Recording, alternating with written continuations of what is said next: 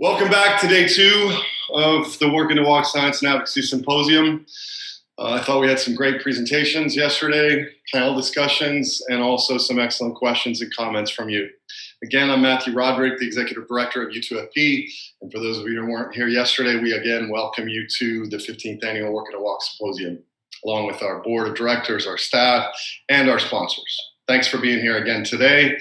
Hope you enjoyed yesterday like we did. Hope you enjoyed the post-Zoom conferences as well. A few reminders I want to go through for you before we get started. One, again, we want to thank our sponsors without whom we couldn't do this. So please go to the exhibit booths, check out their videos, check out their downloadable resources. And something I didn't mention yesterday, there is a chat box in each of those rooms. And if you leave a message for them, it will go directly to that sponsor and they will get back to you.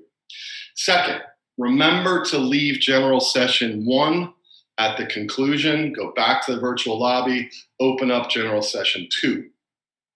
It will not play automatically. You'll have to do that to view the latter half of the day. 3, if you have any problems with the live stream platform, drop us a note at unite@u2fp.org and we'll do our best to help you figure it out. 4, in the U2FP exhibit room, along with the video and a few of the downloadable resources, which we hope you'll check out, is an event survey. Please fill out the event survey. I know it's a little bit long, but it's not laborious. Please, we'd love to hear from you. We'd like to know what worked, what didn't work, what you loved, what you hated, what you think we could do better, all that stuff. It really helps us to know your impressions of the conference and how we can make things better. Lastly, in case you have not already heard, we will provide a live stream version of the conference. Post-conference, it'll be about probably a week. You have to wait a week for it. And we'll send you a message via newsletter with the link. You'll be able to view everything. You'll be able to rewatch things, maybe some things you missed. We'll make that available to you and let you know. And it'll be up for a while. So, no rush. So today's sessions, 2 sessions, again, following the sort of same logic that we talked about yesterday of the various stakeholders all working in this area towards innovative treatments for chronic spinal cord injury. Today's session, the first session, is from industry. Each of these presenters represents a company that's working to develop novel therapeutics. In the panel discussion, not only do we want to talk about the complexities of the science, but we also want to talk about the complexities of business, of investment, of markets, of the development of products. So put those thinking hats on when we get to those live panel discussions. Second session will be a discussion with funders. Here we've invited both large and small funders, public and private, to try to get a sense of what each of them are doing, what guides them, what kind of leverage do they have, who do they work with, how do they work with one another, and lastly, how do they involve us from the spinal cord injury community. Then there will be 2 more artist interludes. We talked about this yesterday. This is kind of our attempt and reminder to remember that we are a community with shared stories. And again, you're going to get a couple of more stories from artists today. First with Ben Leclair, the videographer, and then Gabriel Rodreick, the musician who goes by the stage name Freak.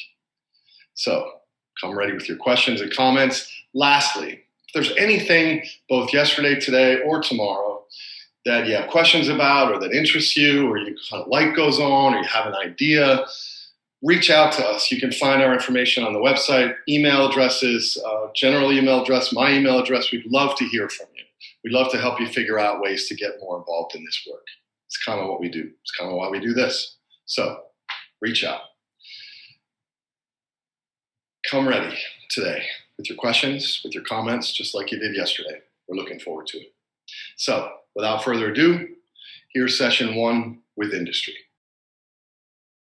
Dr. George Maynard is the Chief Science Officer at ReNetX Bio. ReNetX Bio was founded on the discoveries made by Dr. Steven Strittmatter at Yale University, long-standing research in this area, and it's really focused on blocking inhibitors to regeneration post-injury, and in this case, in chronic injury. Dr. Maynard is going to discuss the preclinical work that led to these discoveries, and then most particularly in their recent conclusion of a phase 1 study for chronic injury using this AXOR 204 that they are developing. So please welcome Dr. George Maynard. Hello, on behalf of ReNetX Bio, I'd like to thank you for the opportunity to discuss AXOR 204, a no-go receptor decoy molecule, and the ongoing clinical trial to evaluate AXOR 204 in patients with chronic spinal cord injury. It's a pleasure to participate in the Working to Walk virtual symposium. In this presentation, I'll review the mechanism of action, review selected key preclinical data, describe the preclinical development work, discuss our approach to clinical evaluation, and outline the design and objectives of the clinical trial.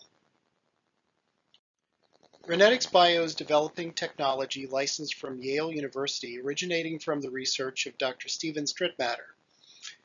Here's our leadership team and scientific advisory board, which includes Dr. Strittmatter. Our approach aims to promote axonal growth and recovery of neurologic function by temporarily blocking key inhibitors in the central nervous system.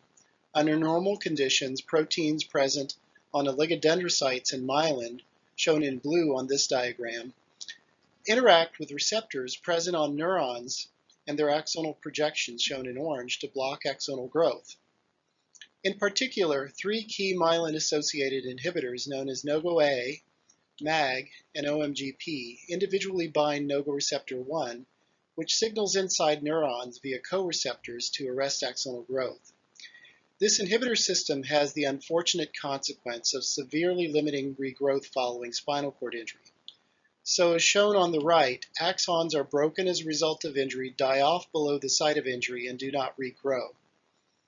Importantly, the axon above the injury remains and is known to be preserved even decades after injury. Also, some cord and axons spanning the level of injury remain in the vast majority of cases of SCI.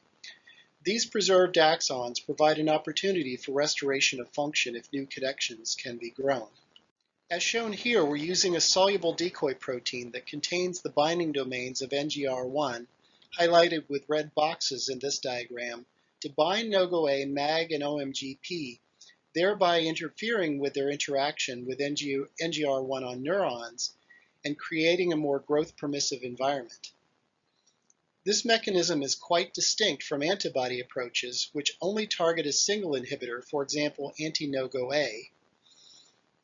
In accord with blocking inhibition, enhanced axonal sprouting, regeneration, and synaptogenesis have been observed with AXOR 204 in preclinical studies.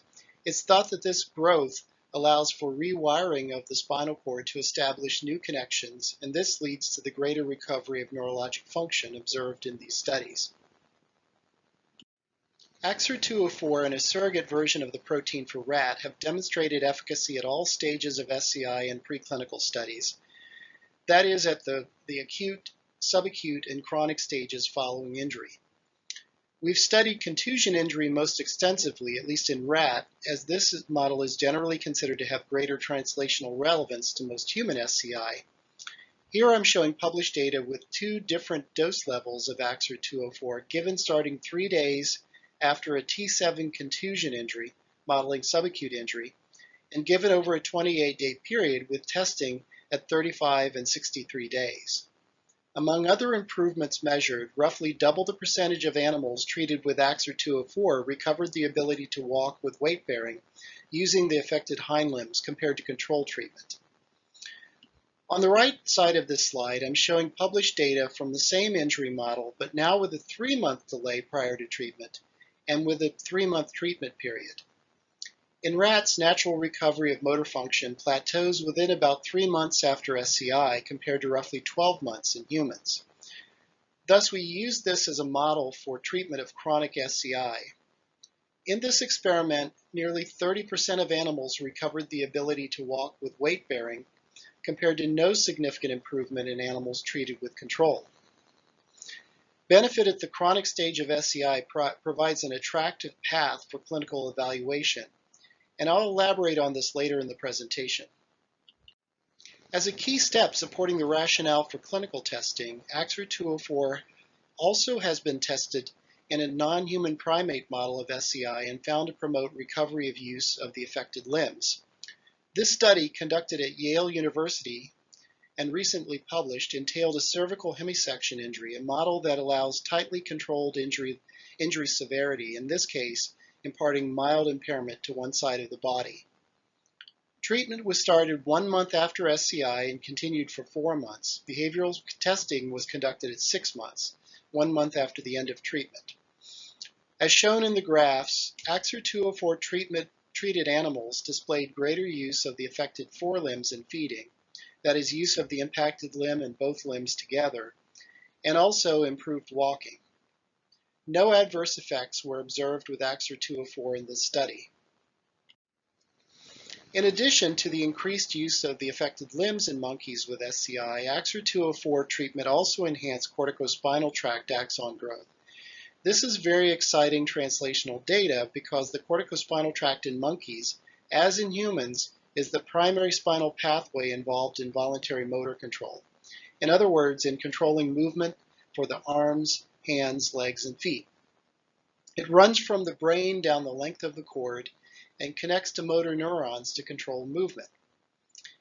And what you're going to see on the next slide are representative images of axons labeled by injecting a tracer into the brain that travels down the CST, with the injection done at 12 months or 7 months after the treatment with AXR204 ended. Here are some examples of what growth looks like in monkeys treated with control and AXR204. The left panel shows 2 representative sections of spinal cords where the injury site is the cut at the top of each image, and the bright green that you see are axons labeled with the tracer from the brain. Higher magnification black and white images of the regions highlighted in yellow boxes show more axon processes in AXR204 treated animals compared with control treatment. Arrowheads are pointing to axons for anyone not accustomed to looking at images like this. The seemingly short, hair-like processes are actually continuous from the injection site in the brain. The corticospinal tract density was evaluated in 6 controls and 7 treated monkeys, quantified and graphed. Here on the left, it's shown as an index of density as a function of distance below the lesion. You can see that the AXR204 treated monkeys had significantly greater axon density below the injury compared to monkeys treated with control. And this is also quantified in the bar graph at the right. Interestingly, more of the axon growth with AXR204 treatment occurred on the intact side, opposite side to SCI, supporting the idea that compensatory rewiring around the injury may have occurred. So to summarize this recently published study, AXR204 treatment over a period of 4 months was safe. The neurological deficits in this mild model of SCI were improved with treatment. And there were a greater number of CST fibers below the lesion as observed over a period of many months after treatment was stopped. A number of key development activities have been completed which enabled FDA approval of ReNetX's investigational new drug application with AXR204 and initiation of the clinical trial. These include producing supplies using good manufacturing practices or under GMP, confirmation of activity for all batches, stability testing, characterization of preclinical pharmacokinetics, and preclinical toxicology studies to establish safety. In the preclinical toxicology studies, they were conducted in rat and non-human primate with repeat dosing, and the cumulative dose administered in these studies was far in excess of the planned dosing in the clinic. And there were no toxicities associated with AXR204 in these studies. Shown on the left is a molecular model of AXR204 with the binding domain for NOGO-A, MAG, and OMGP highlighted in green. This is just making the point that the molecule is a protein. It roughly has the same size as a monoclonal antibody. I mentioned earlier in the presentation that the preclinical data showing benefit at the chronic stage of injury opens up an attractive path for clinical development. Testing at the chronic stage of SCI offers several advantages. There are far more patients, so the feasibility of enrolling trials is much better compared to testing in acute or subacute SCI. Patients are generally stable in terms of neurologic function, and any coexisting injuries have generally been resolved by the chronic stage. Within chronic SCI, we decided to test AXOR 204 treatment in patients with cervical level injury. Cervical injury represents the largest subset of patients, and it's expected that any changes in voluntary motor function will be easier to detect because the cervical levels control movement to the arms and hands. The graph shown here, adapted from an often referenced published lecture, emphasizes the point regarding stable baseline function in chronic cervical SCI patients. It shows the annualized rate of change in motor score as a function of time after SCI for complete and incomplete tetraplegia patients. As is well known, most patients have limited or no further recovery after the first 12 to 18 months. So it will be much easier to understand if experimental therapy is having any effect when tested at the chronic stage. So in accord with the rationale that I described on the previous slide, we've initiated the ReSet trial.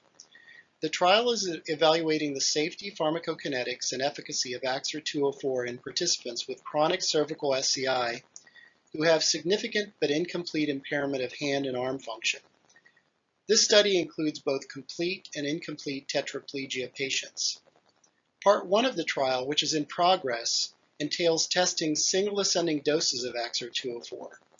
4 dose levels are being tested in 4 different cohorts or groups of patients. The first group receives the lowest dose, and the dose is increased for each subsequent group.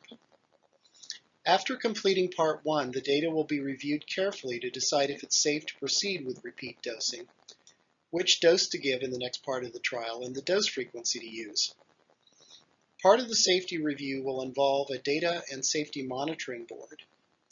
In addition to the safety review to be conducted by all the investigators, this board of experts assembled for the trial will independently review the data and make recommendations.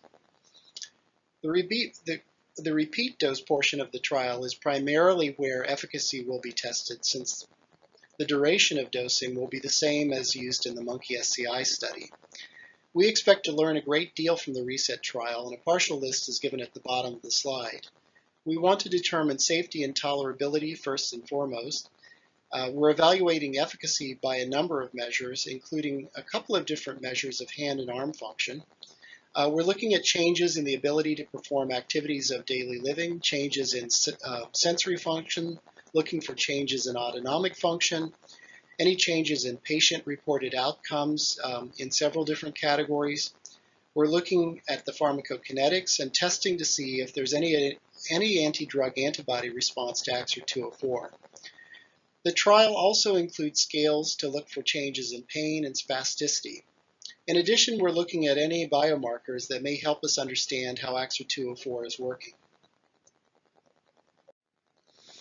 As shown here, the ReSet trial is currently being conducted at 5 major spinal cord injury treatment and rehabilitation centers across the United States. Further information is available at the link provided at the bottom of the slide at clinicaltrials.gov. I'd like to acknowledge the support for the AXOR 204 program provided by NIH through their NCATS Bridges program and by NINDS.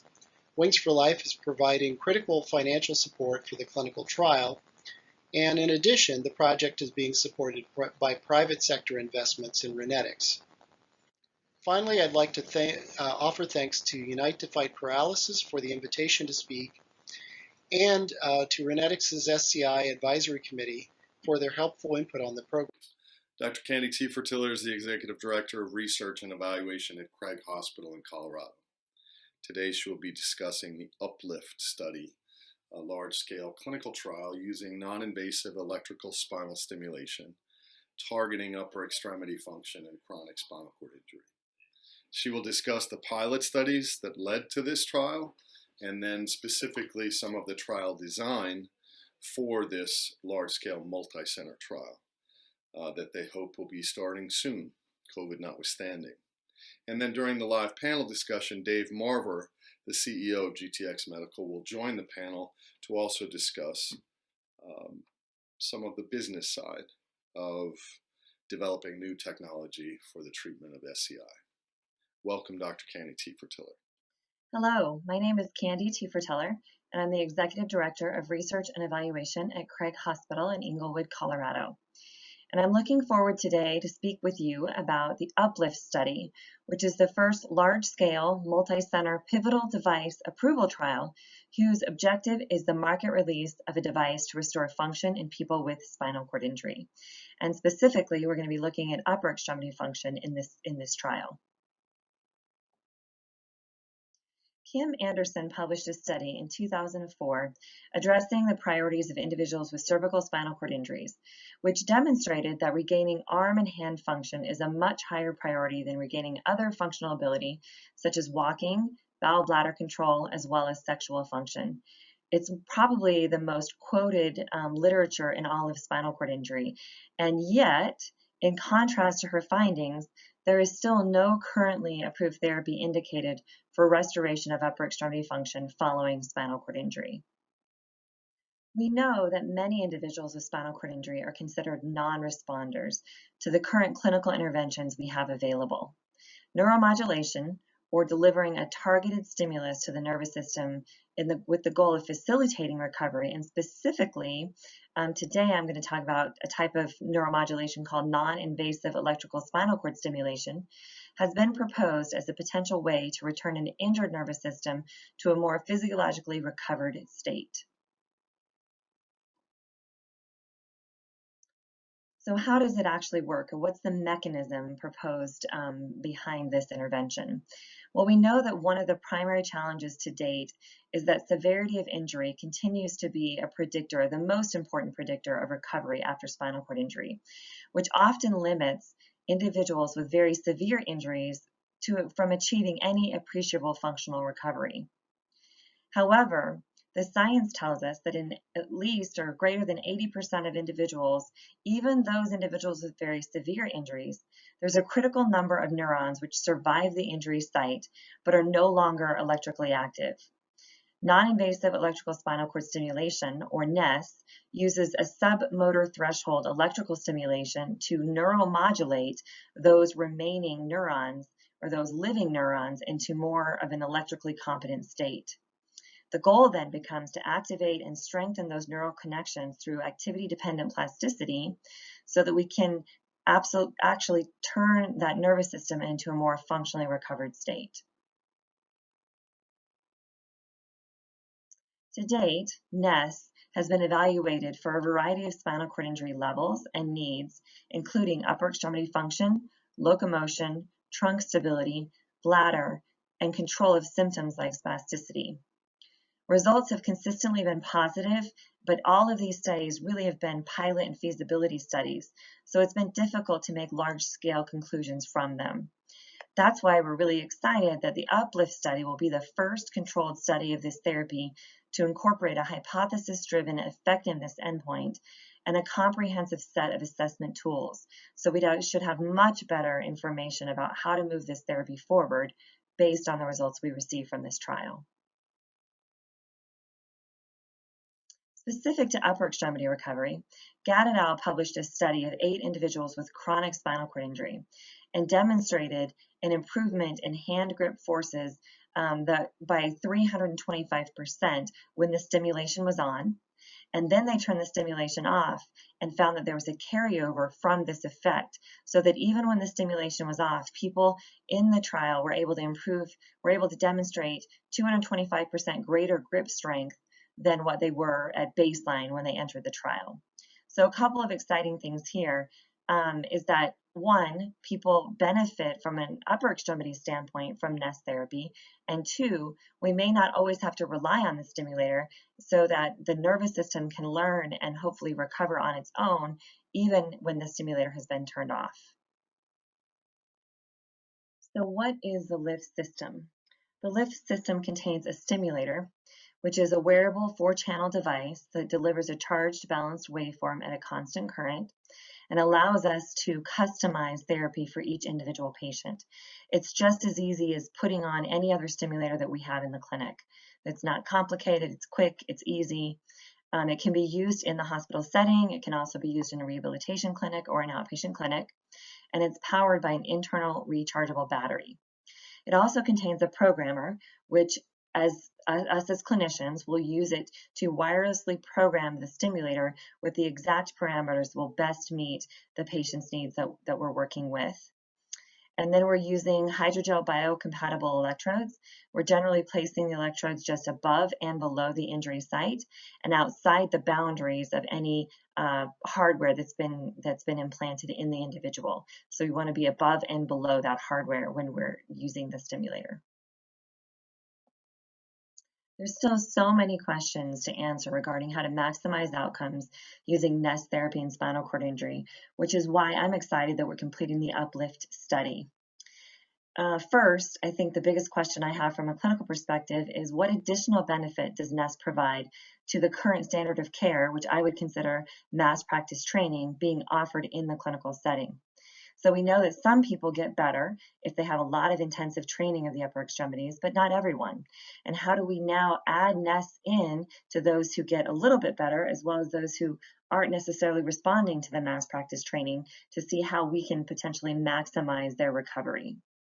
Second question is, what are the best clinical practices for the application of NEST, and how do we best integrate this therapy into the clinical environment?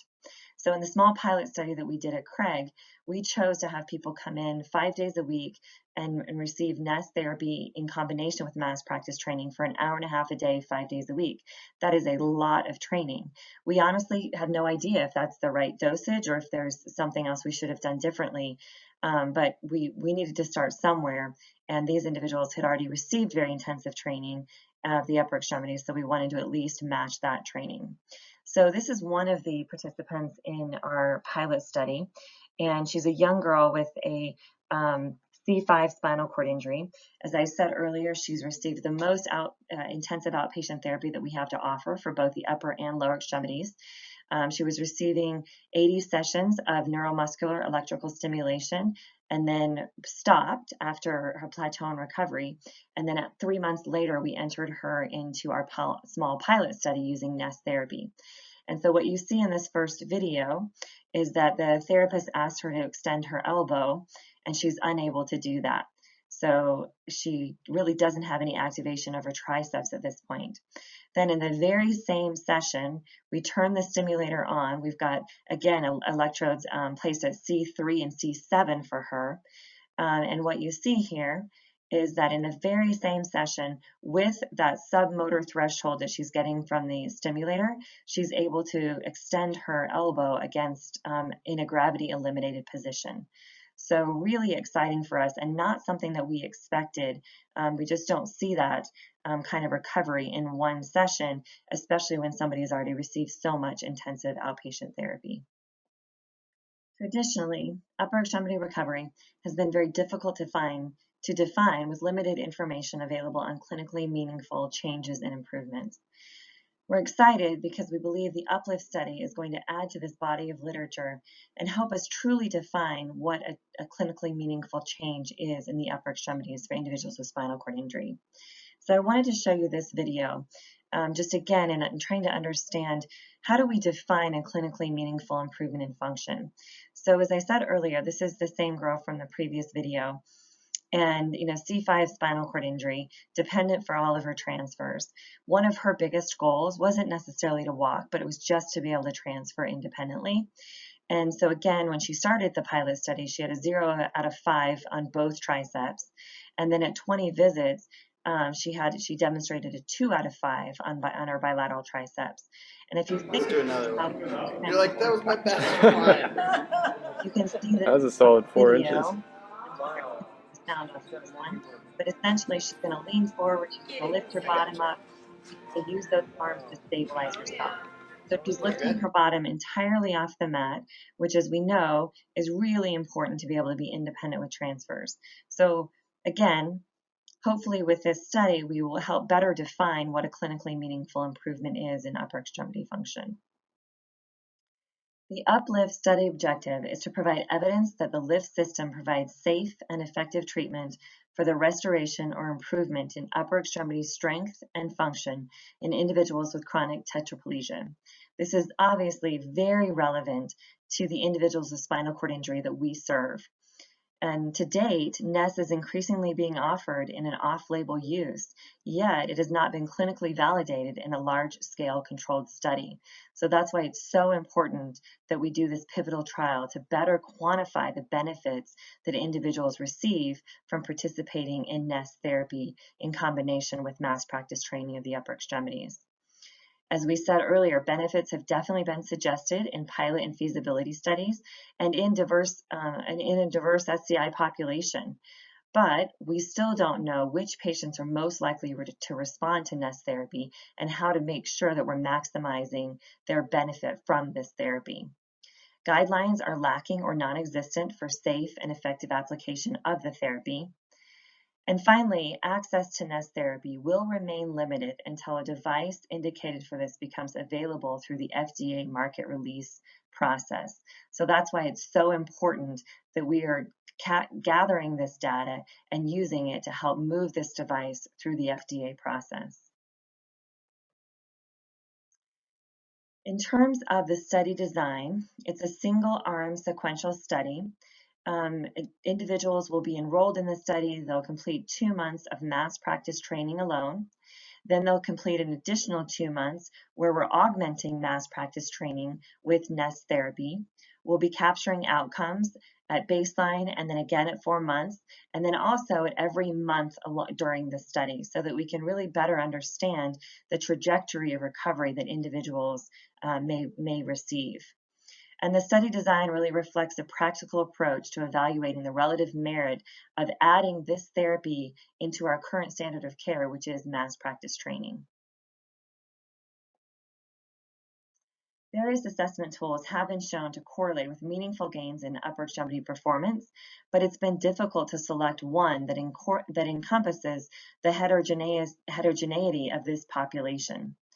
So we're going to be looking at both domains of strength and function. In terms of strength, we're going to be assessing the INSCI upper extremity motor score, grasp strength, pinch force, and grasp force. And then in terms of functional, we'll be using the grasp prehension as well as the QT. The primary study endpoint is a responder analysis that confirms clinically relevant improvement in both strength and function domains. Along with our primary endpoints, we'll also be capturing observational endpoints so that we're adding as much information to the literature as possible in how to integrate this therapy and how to maximize recovery in using NES therapy. So we'll be evaluating the impact on pain, sleep, another functional independent measure, spasticity, quality of life, as well as autonomic standards, as well as a patient health questionnaire and global impression of change. So we want to understand what the therapist's global impression of change is, as well as the patient's global impression of change. So here are my references, and I want to thank you for your attention today. I'm really excited about this trial and the potential benefit that our patients will receive from participating in it. I'm also excited about just adding to the literature on the upper extremity itself and the clinically meaningful improvements that individuals with cervical spinal cord injury may make in response to this type of therapy. So thanks for your attention today, and I will look forward to taking any questions that you have or having any discussion at a later time. Thanks. Dr. Joanna Stanicka is the CEO of AXONIS Therapeutics. In her presentation today, she's going to discuss the development of an oral drug to deliver the protein KCC2. KCC2 is responsible for the inhibition of neurons in the central nervous system. This is essentially an imbalance of the system post-injury, and they believe that KCC2 will restore some balance. The excitation of neurons in the motor pathways causes spasticity. The excitation in the sensory pathways causes neuropathic pain. And all this noise may actually inhibit voluntary movement because there's too much going on for any signal from the brain to come down. So Dr. Stanicka is going to talk about the science that leads to the development of this oral drug and what their plans are for the future. Welcome, Dr. Stanicka. First, I would like to thank the organizers for your kind invitation. My name is Joanna. I'm a Chief Executive Officer of AXONIS Therapeutics. When I was 9, my cousin and my best friend Anya was diagnosed with an aggressive form of juvenile rheumatoid arthritis. Her disease was progressing fast, and we were told that she would be on a wheelchair within a few years. Luckily, she was signed up for a clinical trial of new biological treatment that completely stopped the progression of the disease. Today, 20 years later, Anya is a mother of 2 young children, a psychologist, most importantly, fully independent person. I deeply believe that our company, AXONIS, can make such a difference to people suffering from spinal cord injury. It's time to transform our breakthrough research into a groundbreaking paralysis therapy.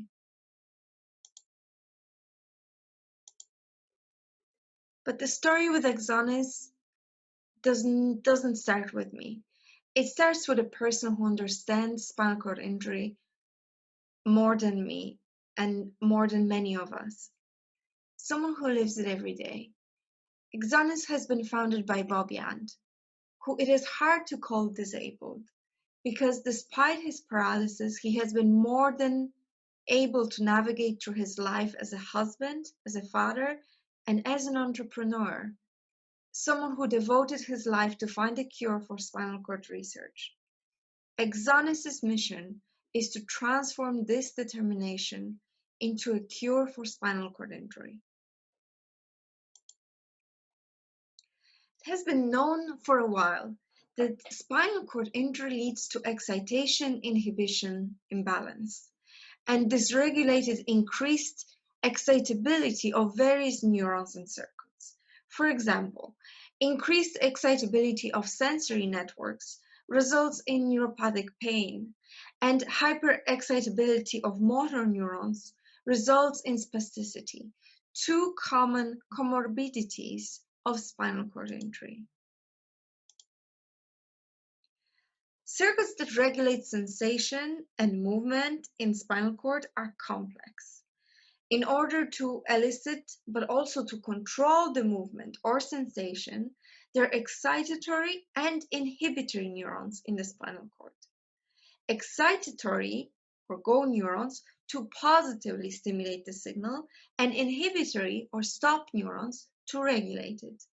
Depending on their nature, neurotransmitters can activate or inhibit these neurons.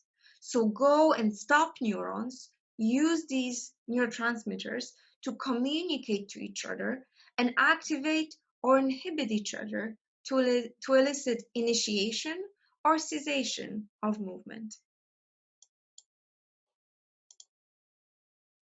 One of the proteins responsible for enabling neuronal inhibition is KCC2, which is a CNS, central nervous system specific, potassium chloride transporter. KCC2 ensures the maintenance of the appropriate levels of ions inside of neurons by pumping potassium and chloride out of the cell. KCC2 ensures that the level of chloride inside neurons is kept low, so when the inhibitory neurotransmitter GABA is released and binds to the receptor on a neuron, it acts to inhibit that neuron, send a no-go signal or stop signal.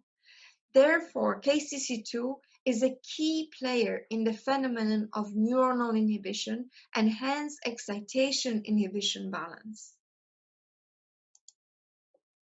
Several labs reported downregulation of KCC2 after spinal cord injury, traumatic brain injury, and even stroke. As KCC2 facilitates neuronal inhibition, these leads to hyperexcitability of neurons after spinal cord injury. As previously mentioned, this manifests itself in neuropathic pain and spasticity. So the first question we can ask here is, does enhancing KCC2 activity alleviates pain and spasticity?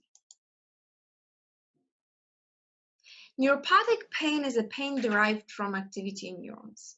Our collaborators had an early version of the drug that enhanced KCC2 function. So the first thing they did was look to see if restoring KCC2 to near normal levels can improve chronic pain. Normally, animals don't respond when you poke their foot with a light filament, only with a strong stimulus. In chronic pain models, even light touch can evoke a pain response. So you can see, based on their withdrawal thresholds, the chronic pain rodents are hypersensitive. When these mice were treated with KCC2 enhancer, CLP290 in this experiment, much of this hypersensitivity was mitigated, which gives us hope that KCC2 drug could treat neuropathic pain after spinal cord injury or other neurotraumas. Spasticity is characterized by a velocity-dependent increase in the stretch reflex, which leads to symptoms such as increased muscle tone, hyperreflexia, painful muscle contractures, and co-contractions of antagonist muscles. Acute drug administration to spinal cord decreased stretch-induced hyperreflexia in chronic spinal cord injured rats.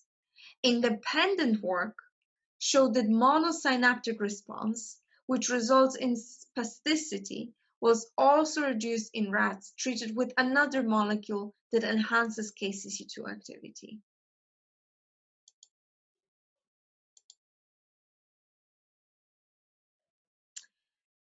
We all know that majority of patients are anatomically and functionally incomplete. Interestingly, postmortem anatomy studies also observed presence of residual spare tissue crossing the lesion in clinically complete patients.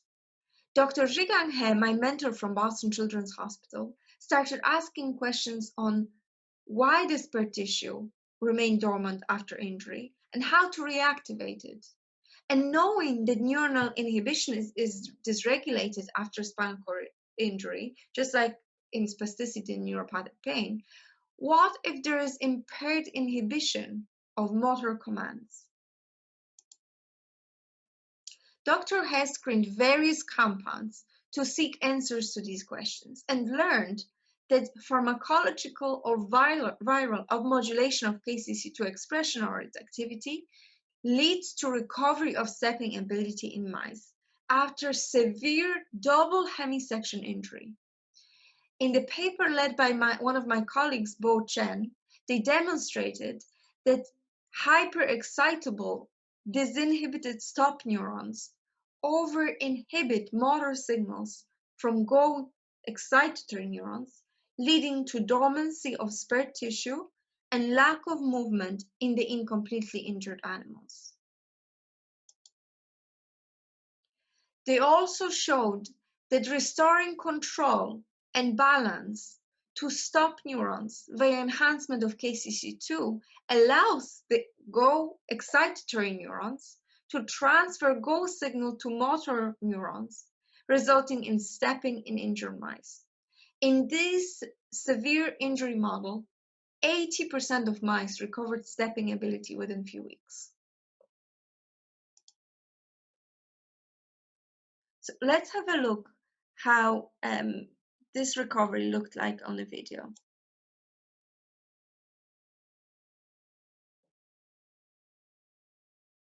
So this is a paralyzed mouse with a thoracic staggered spinal cord injury, and chronic CLP290 treatment restores stepping in these mice within 7 weeks in this case. This is AAV KCC2 injection, which also leads to recovery of stepping. 8 weeks post-injury.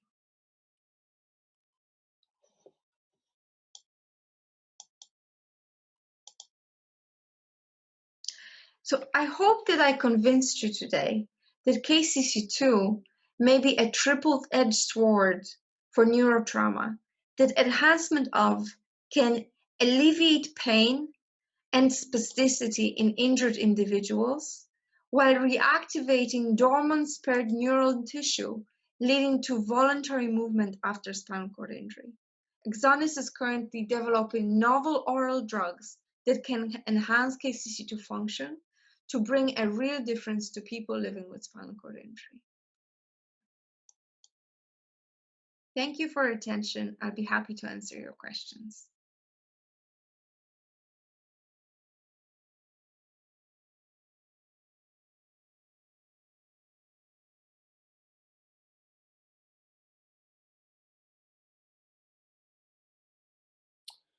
Well, everybody, welcome. Hope you enjoyed those presentations. Now it is time for the live panel discussion, and I want you to welcome our guests. And first off, let me introduce our board member, Traci Fernandez from Chicago, who's the founder of Triability. Take it away, Traci. Hi, everyone, and thank you, Matthew. And thank you all for your discussions and for your presentations. We are all very excited, especially as we start to see products trying to be brought to the market and see companies actually working to do that. So thank you all. Just a reminder to everybody that we have at the panel, or that that is on our panel for discussion. We have Dr. Joanna Stanicka, who is the CEO of AXONIS. You just saw her presentation; it just wrapped up, and she is working on a drug, PCC2, and trying to bring that to market and help with a number of things, all of which I personally have a spinal cord injury myself and deal with pain, spasticity. Of course, we all would like more movement. So thank you for that. We also have Dr. George Maynard, the CEO of ReNetX, who is working on AXOR 204. And we saw some of that exciting work that's being done in the finishing up of the phase 1. And George, I understand you have some good news that you'll be sharing here, hopefully in a second. I'll come back to you once we're done with the introductions. And we have Dr. Candy Teffertiller, who is the Executive Director of Research and Evaluation out at Craig Hospital, and is running the Uplift trial that you heard about, utilizing the GTX product. And we have Dave Marver, who is the CEO of GTX, and we've definitely heard a lot about GTX in the marketplace as it relates both to this and the other work that GTX has done and gotten publicity for. So thank you all for joining us. I'm going to turn it over to George real quick, just so that, or Dr. Beard, I'm sorry, so that he could talk a little bit about some of the exciting news, hopefully, that you have to share, and then we'll continue with some of the questions. Sure, yeah, I have some great news to share in this forum. We have at ReNetX been awarded a $3 million grant from NIH, from the National Institute of Neurological Disorders and Stroke, to support part 2 of the clinical trial. So this is comes at a very critical time to enable us to be successful with that part of the trial, and it adds to really wonderful mix of public and private support that we've received that's allowed us to advance the program. So very happy to share this this new development today with everyone. Thank you for that. And we're very happy and excited for you and to see that project to continue to move forward and advance. And on that, I think that it's going to relate a little bit to kind of our first question, and it goes to Dr. Stanicka and Dr. Maynard. Your products, and in theory, sound somewhat similar as we listen to those presentations, and the fact that we're looking at inhibitors to try and stimulate growth. And I was just wondering, from a layman's perspective, if you could kind of compare and contrast what your organizations are doing. I think that might help us just to clarify and gain a better understanding of each one of your drugs that you're looking to bring to market, and how they might be similar, and of course, definitely how they're different. So if either one of you can start, that would be appreciated. Sure. So maybe I can just begin. So we're developing, I think the molecule is different and the pathway is quite different. We're developing a protein that blocks 3 key myelin-associated inhibitors of axonal growth. So we're really about inhibition specific to the central nervous system and how we can reduce that temporarily to provide a more permissive growth environment for axons. And this has demonstrated efficacy, as I mentioned, in contusion injury in rodents, and now we've completed, with the work at Yale, the translational work in non-human primates. So it's a very well-studied, thoroughly studied pathway, the no-go receptor pathway and the myelin-associated ligands. And our approach is unique because it's the only approach that targets 3 key myelin-associated inhibitors. And I think just the breadth of the data is quite unique. And maybe I'll turn it over for description to Candy on her work. I think we meant to Joanna. Oh, That's okay. So yes, our approach is a little bit different, or a lot different. What I like to see KCC2 as is a neuromodulating treatment. So we're not stimulating growth, regenerative growth. We are restoring excitation inhibition balance to spinal cord tissue, and we know that this excitation inhibition imbalance exists after spinal cord injury. This manifests itself in neuropathic pain, spasticity, but more recently, Zhigang from Boston Children's Hospital showed also that this leads to dormancy of spared tissue at the lesion site. So what our drug does is basically reactivates this spared tissue to increase signal-to-noise ratio in terms of motor commands. So that's how we think that this drug could indeed lead to a recovery of motor function, on top of alleviation of neuropathic pain and spasticity in spinal cord injury patients. Okay, thank you for that. I think that's helpful. Dr. Maynard, as you said and talked about, yours is specific to myelin and helping, as it relates to myelin growth, et cetera, for those. Is that applicable then to things outside of the spinal cord as well?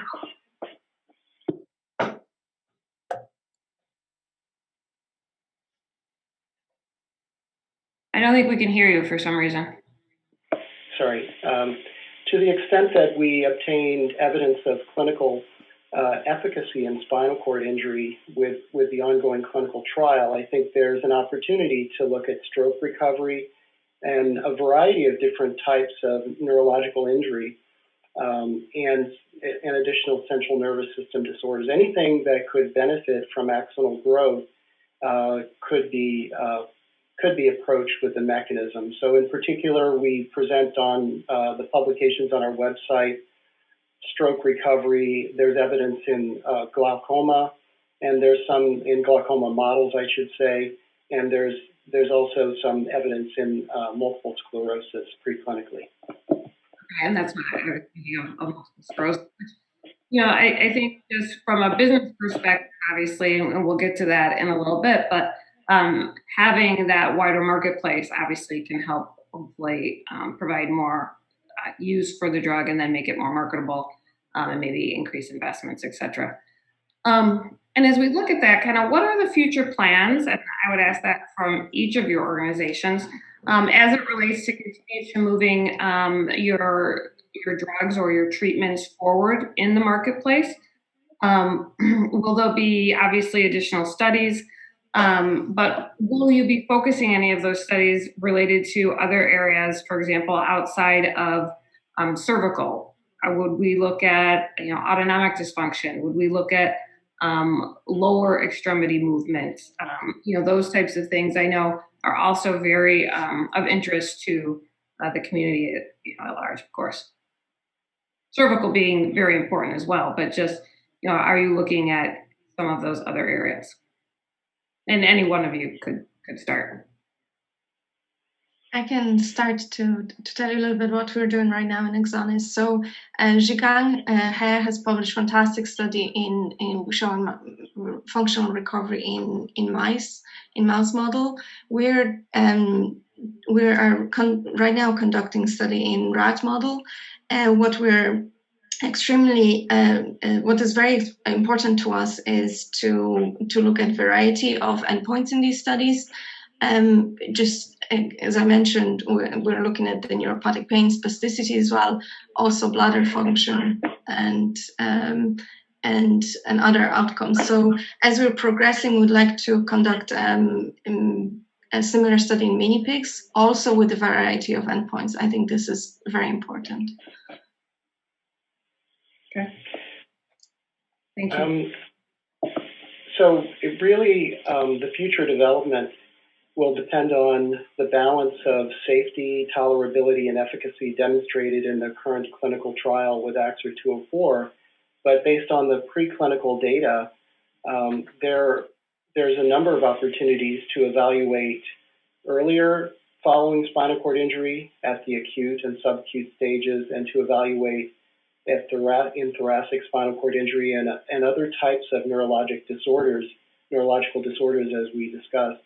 So our plans are to focus on really getting the most out of this current clinical trial, and upon successful completion and pending regulatory approval, we would like to have an open label extension to further evaluate in participants in the trial, in particular those that receive placebo in part 2 of the trial, so this is placebo controlled.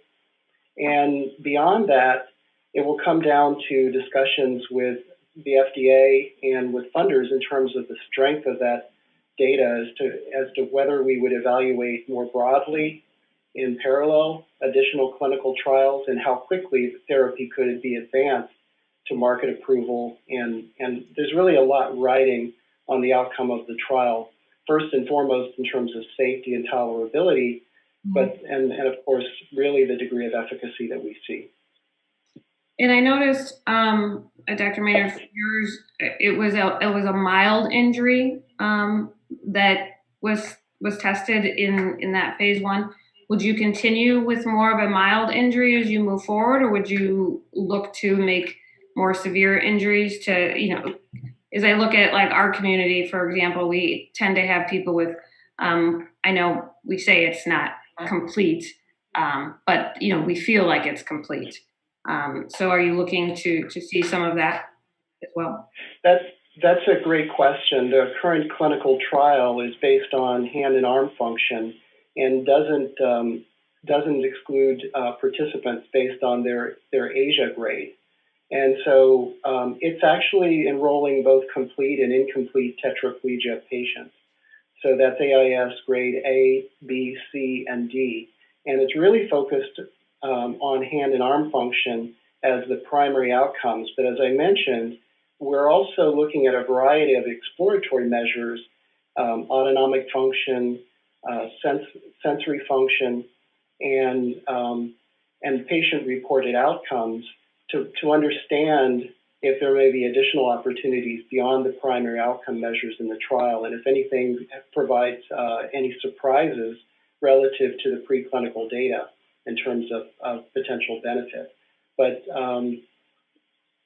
so I think really at this point it comes down again to what we see in this trial in terms of how we'll be able to move forward. But there's a tremendous amount of information that we expect to gather.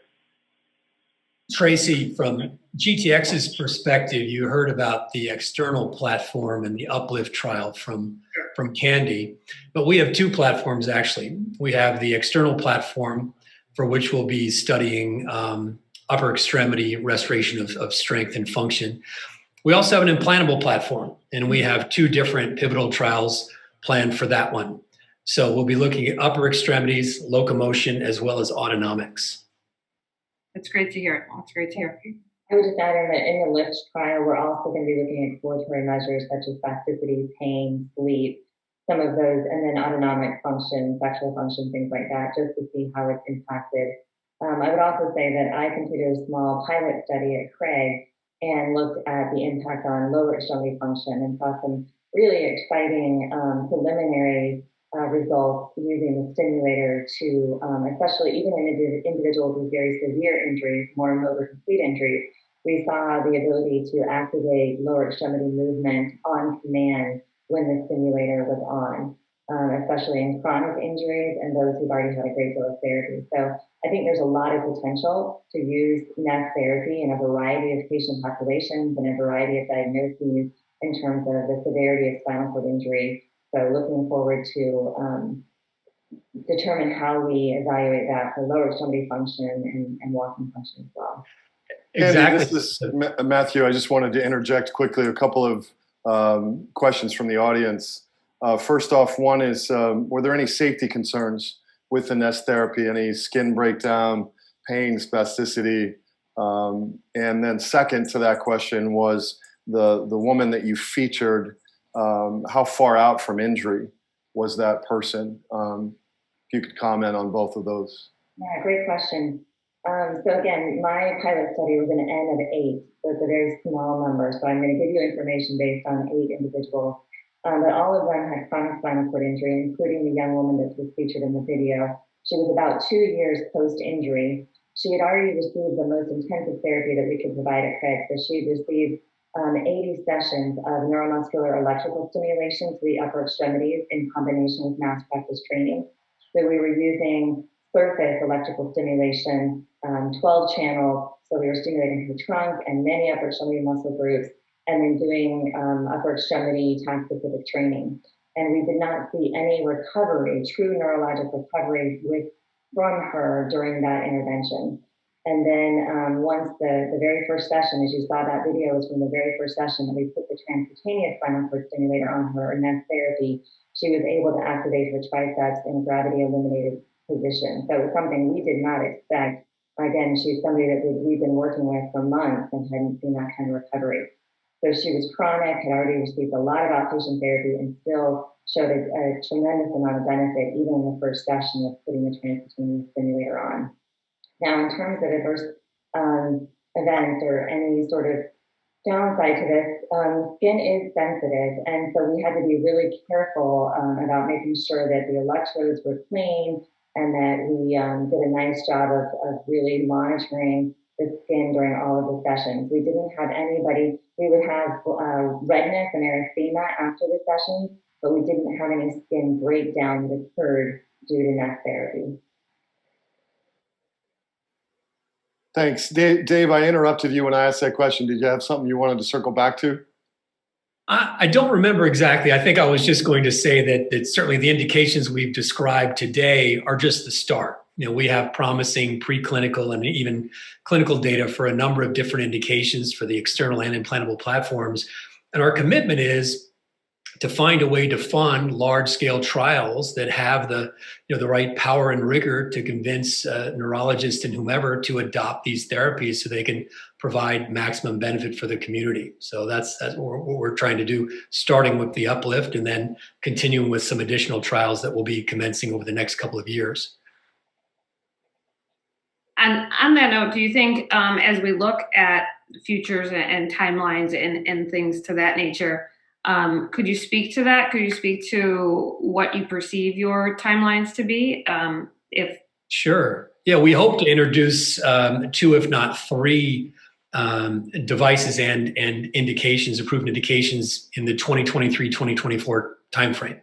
So these trials, they are being done with a lot of thoroughness, as you heard from Candy, and so they take some time. But if we do a good job with enrollment, we've got now 15 centers that we've targeted for Uplift in the U.S., Canada, and Europe. So we're spreading the the centers around to hopefully drive fast enrollment, and we're operating with as much urgency as we can, obviously, because the need is there.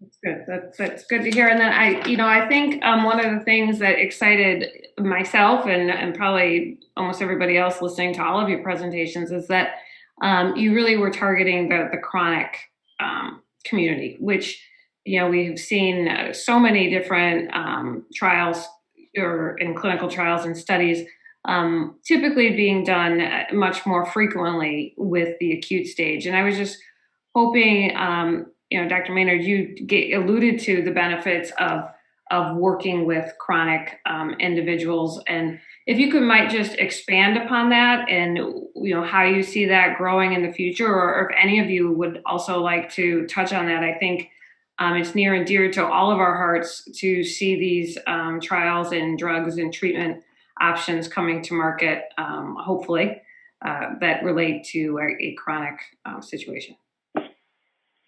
Sure. First, I'd like to say that, as I mentioned, we would ultimately like to evaluate AXOR 204 at all stages of injury and in a broader set of spinal cord injury patients. But we chose chronic spinal cord injury as the first group and specifically focused on cervical injury for a number of reasons. And there's just so many advantages in doing clinical research with chronic spinal cord injury in terms of the number of subjects, not dealing with coexisting injuries and trying to sort out drug-related safety relative to coexisting conditions. It's much easier to evaluate versus baseline and safety. And also, as I mentioned, unfortunately, most people really plateau in terms of their recovery of function in between 6 and 18 months. And there's not a lot that can be gained beyond that besides compensatory activity by strengthening other muscle groups through therapy and so forth, typically. And so we're comparing in the placebo-controlled portion of the trial versus a very stable baseline. And we'll be looking at the change in upper extremity motor score, which is a subset of the international standards for classification of spinal cord injury. And we'll be looking at a second measure called GRASP, which is the graded redefined assessment of strength, sensibility, and prehension, which includes some tests that mimic activities of daily living as outcomes there. And to have a stable baseline for comparison allows us to power the trial to really detect an effect with a relatively small number of participants. And so it's the most efficient way to understand if there's a drug effect. And that's what one of the main things that attracted us to chronic as the first place to go to evaluate our therapy. And we're in a unique position relative to many other spinal cord injury potential therapies in that we actually have preclinical data showing that there's an effect in a model of chronic spinal cord injury in a contusion model, which better mimics the histopathology, the nature of the injury in most humans as well. And so we felt confident in actually progressing directly to chronic for our first clinical trial based on that data. This is Matthew again. I want to thank you, George. First off, I want to say to you, there's a number of technical questions on the comment chat board. I hope if we don't get to them all, I would ask each of you to, offer what you can, if you would be willing to do that. We'll try to get to some of them. But as a sort of pivot to this question about business, there's a question that I want to ask from Dave, someone who says, I've been living with SCI for 25 years. I'm frustrated that the spinal cord injury community has little to no involvement in the development and decision-making of therapies like these, and wants to ask, why do you think each of that is? I want to add to that. Do you agree that that's the case? If you do, how do you see that? And if you don't, tell us how you've involved the spinal cord injury community in the development of this therapeutic, sort of all with the backdrop back to our business conversation that the community is your marketplace in many ways. So please, and you're free to comment, any of you. Yeah, I guess I'll comment. I can't speak to what's occurred in the past. I'm a relatively new entrant to this space, having come from cardiology and diabetes and having most of my career in medical technology, where it's really imperative to talk to the users and those who interface with your technology and need your technology and benefit from it. So for me, it's absolutely essential, and we try to work with stakeholders of all sorts, whether it's those who have the injuries or those who care for them. So I share the outrage of the questioner. If that hasn't occurred in the past, that's certainly something that I'm committing to do on behalf of GTX, and anyone who has feedback on how we can make our platforms more effective going forward or prioritize them or what have you. I welcome your feedback at any point. That's good to hear. As a follow-up, are you having success getting chronic patients to participate in these trials, or do you find that challenging at all?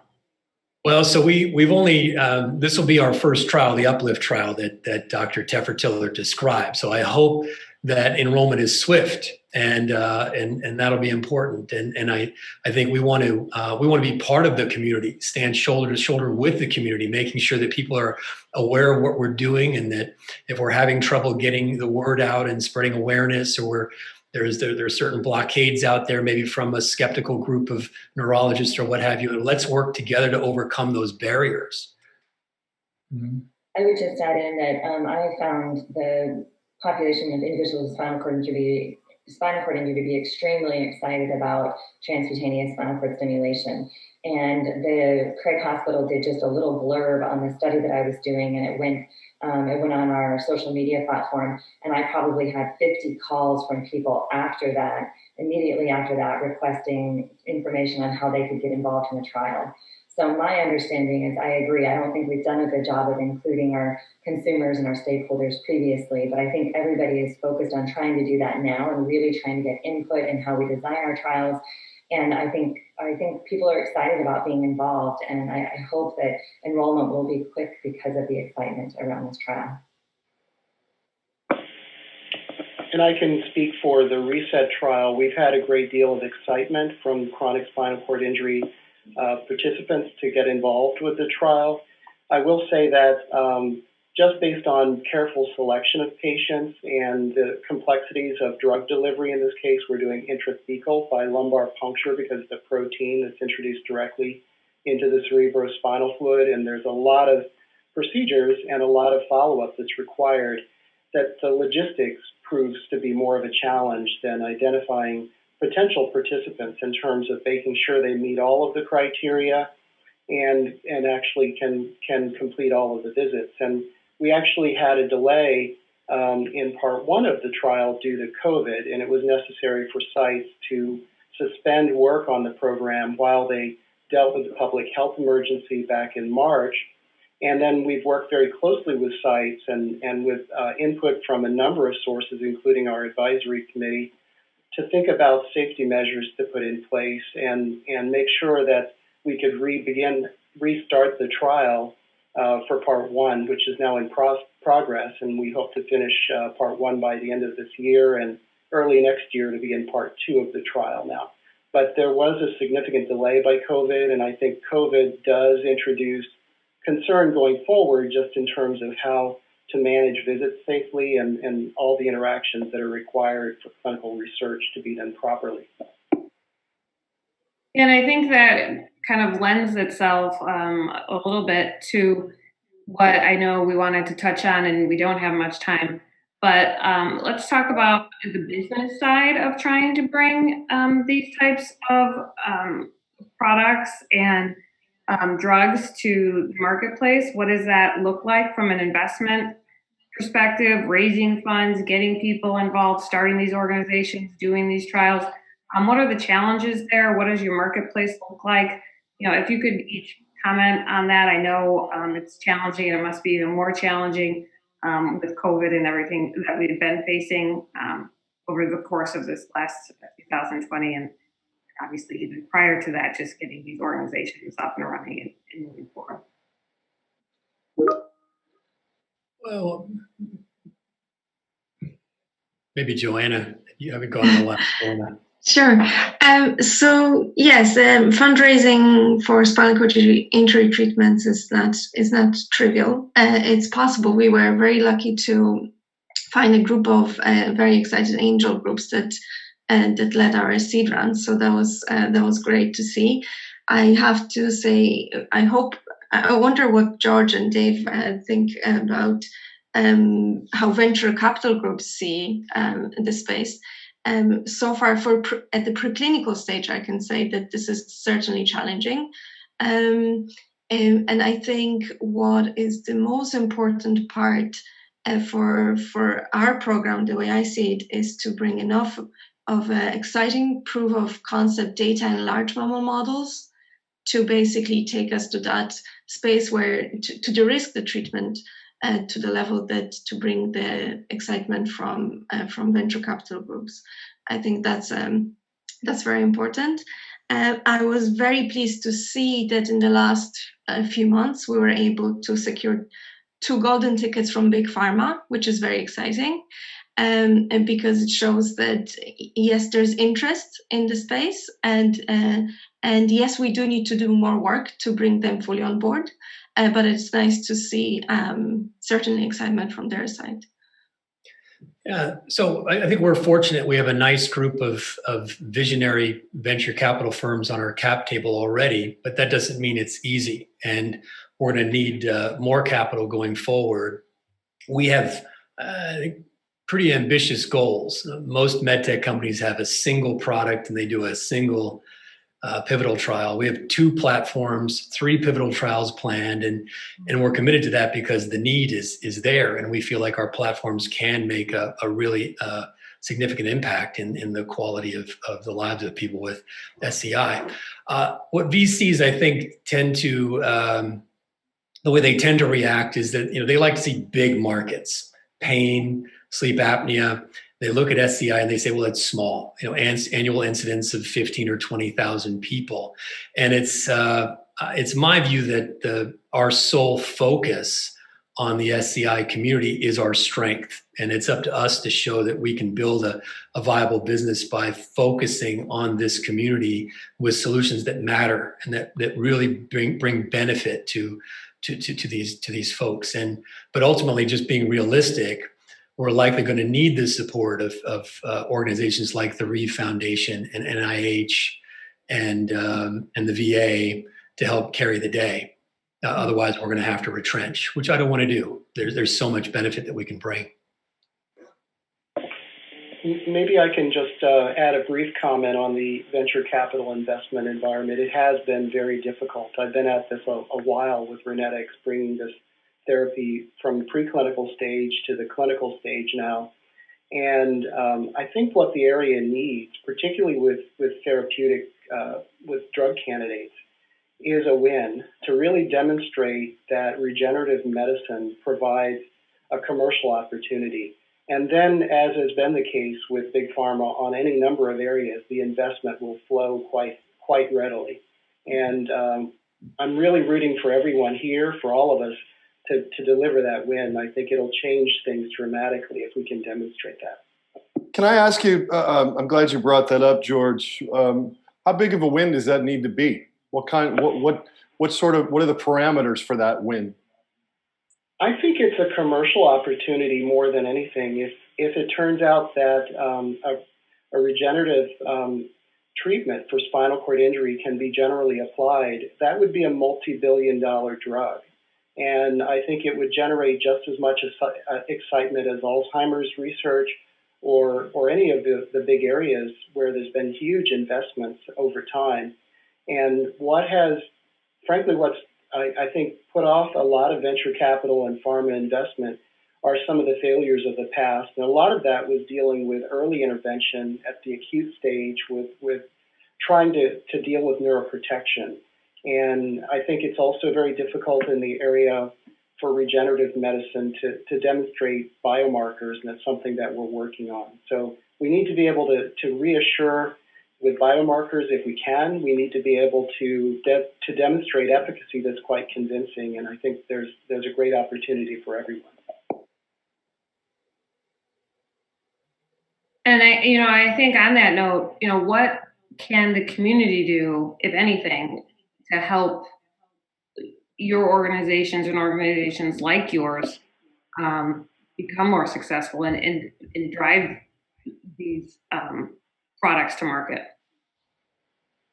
I think public support has been quite good, at least from our perspective. I just announced new additional support from NINDS, and we've received support through NCAT Bridges program on preclinical development. That's been really a lifesaver for the program to move forward. What would help is with positive data, and really it depends on having that positive data, is for the spinal cord injury community to decide if the therapy is something that they are excited about, and then at that point to advocate for it to move quickly with business and with regulators. Well, thank you all. It's about all the time we have. Boy, I wish we had set an hour aside for this conversation, because there's lots and lots of comments on the live stream board. I would ask you each if you're willing to go back to the live stream and take a look and answer to the best of your ability. There are a number of questions, sort of more technical on the mechanism side, limitations and opportunities, and then there are multiple other questions about how to become involved, how to sign up, inclusion, exclusion criteria, all that sort of stuff. So please do so. And then lastly, if any of you are willing, you are more than welcome to join the post-conference Zoom discussions. There will be one session for the industry panel and then one session for the funder panel that's coming up next. So we would love it if you were willing to be there as well. I'm sure folks will have questions for you. Thank you all. Appreciate your time. Thank you, Traci, for moderating. Very much appreciate your presentations. Thank you. Thanks for the opportunity. Thank you. Okay, take care.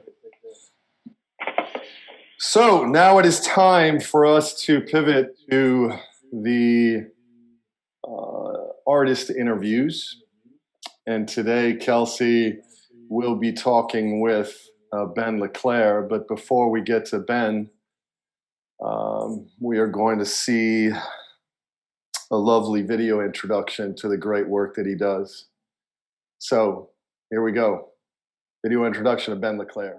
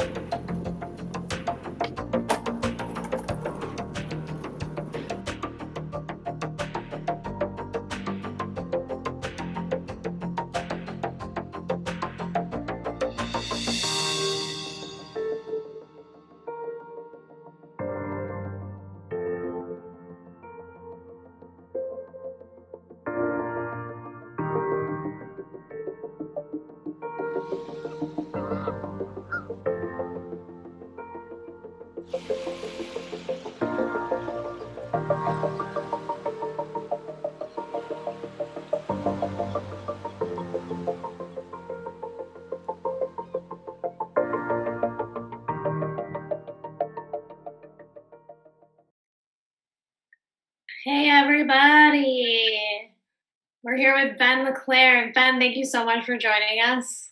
Thanks for having me. Yeah, I'm pumped. I'm so glad you're here. Where are you? Well, right now I'm in my office at home in quarantine mode. Yeah, we're in Quebec. Yeah, just outside of Montreal. Cool. Quebec, Canada. Very nice. I loved your video. Thank you so much for doing that. It was great. It was just really cool to see what you're up to, how you're doing it. What's it like still being, I mean, I don't know how much people know about you, but Ben was a professional wakeboarder. And you were actually injured wakeboarding, right? Yep. Yeah, what an experience. I actually interviewed Brad Smela. Do you know him? Yeah, I used to wakeboard with him. Yeah, I figured you did. Same thing, man. It's a crazy sport. What's it like still, filming people that are still doing that, are in that world that you used to be in, that you love so much? Well, I haven't been filming that much. I've been more editing, I guess, but I've recently got back to filming by the video that I showed you guys, but I'm definitely a bit more, got more empathy when people get hurt now. And it's a bit harder because now I see 100 more risks than I used to, even though we're always aware of the risks and we're always trying to avoid the most dangerous parts. But like in every sport, there's gonna be ways to get hurt, and there's gonna be ways not to. And right, kind of unavoidable when you're like trying to push the envelope and take risks, I would think. Well, yeah, you're always trying to calculate the risks perfectly, and sometimes it works out, sometimes it doesn't. But like in Brad's accident, and same as mine, it's really uncommon. It's not like wakeboarding is the most dangerous thing ever. It's just like many injuries, it'll happen, and just as we all know, you can dive in a pool, you can have so many other things that can happen. Right, exactly. Yeah, it's just crazy to see that I got this injury doing that, and I've gotten hurt so many times other times in my life doing other sports and other stuff, like falling off the trampoline and stuff like that. I think, damn, really? That's the time I broke my neck? I could have broken it 50 other times. I know, right? I know, life is wild. When did you start filming? Was this something you did pre-injury? Yeah, I started filming. We did a wakeboard movie in the Philippines in 2015, I think. Yeah, 2015. And one of my friends got on the project, and he flew with me he's from the same hometown that I am. And he had all this camera gear, and he had to come back to Quebec for another contract. So he left me his camera in the Philippines, and I kind of finished the movie with this gear.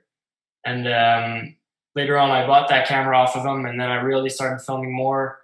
And once you kind of get into once you know how good the cameras are and how crazy the stuff you can do with it, like, right. I was used to being on one side of the camera, and now all I wanted to do was film my friends.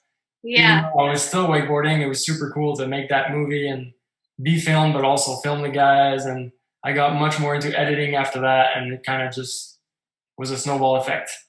Yeah. What was it like translating that and like finding how you could make it more accessible for you now? Well, when I got my accident, there was no way, and I just started like trying to edit a little bit off my laptop that I had in the hospital, and it was pretty much impossible. Like, I had not enough movement, and it wasn't precise, and like, as you all know, it's super hard, like in the beginning, just to have strength more than 3 minutes. But it was something that was always on my mind, because when I was in the hospital and in the rehab center, seeing all the other people, like, I felt like I wanted to film and showcase everything that I was seeing, like the other families and all the positives that they were seeing, the negative sides also. And just like every time that I look at a situation, I'm always thinking, oh, I would film it like this and I'd do that. And then it kind of pushed me in my rehab, always saying, all right, well, if I'm not going to be controlling a big camera, I'm going to try to control a small one. There'll be something at one point that I'll be able to do. And then I just kept on pushing. And the more that I started feeling in my hands, and I was like, all right, at least I'll be able to fly a drone at some point. And when I started doing that, it was pretty cool, even though it was really sketchy. But I think it's been really helpful to push my rehab, looking forward to something that's going to be fun, but it can also be your job. So it was kind of try and learn in the whole process. And it's still getting much better today. So that's awesome. So you've kind of like felt yourself becoming like a videographer more and more, and a storyteller at the same time through like what you've gone through. Yeah, well, kind of like you with the movie that you're working on.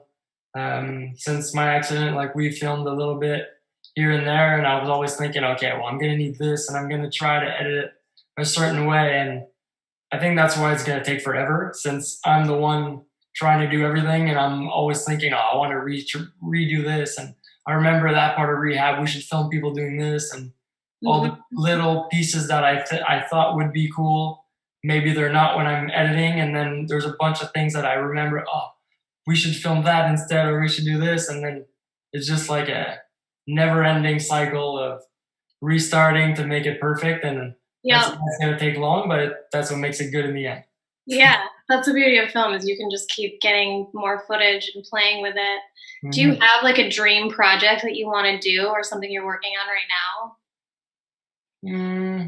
Not really. I have many dream projects, but definitely the documentary about the whole rehab story that I had is gonna be fun to make. But it's just so many other things that I'm doing right now that it's hard to focus on one thing. So yeah. I don't feel like it's gonna be in the next year that it's gonna be over. That's for sure. So you do want to make like is it going to be like a short film or a feature about your experience with recovery? Well, right now we have footage. We probably have hours of footage. Right. It could be something that'd be 10 minutes. It could be 5 minutes. Like, I've edited a little bit of it, and I'm really not sure where I'm going with it. So yeah, I'm surprised. Yeah, it's like those early stages where you're trying to sort of craft, what do I want this to be? What do I want it to say?